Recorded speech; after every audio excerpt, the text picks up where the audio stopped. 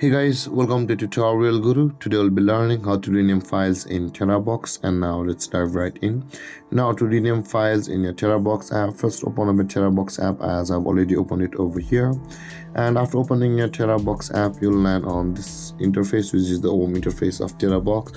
And to proceed to rename your files, guys, on this interface, at the bottom of the screen you can see a bunch of icons available. First, where it says home, files and share, you'll be required to tap on the files button at the bottom middle section of the screen, and all of the files available phone will be over here. Now in order to change or rename a file in Terabox, simply tap and hold on the file which you want to rename, and the moment tick mark appears at the right side of that file, the menu will be available for us at the bottom of the screen, and you can see the rename button available for us just beside the delete button.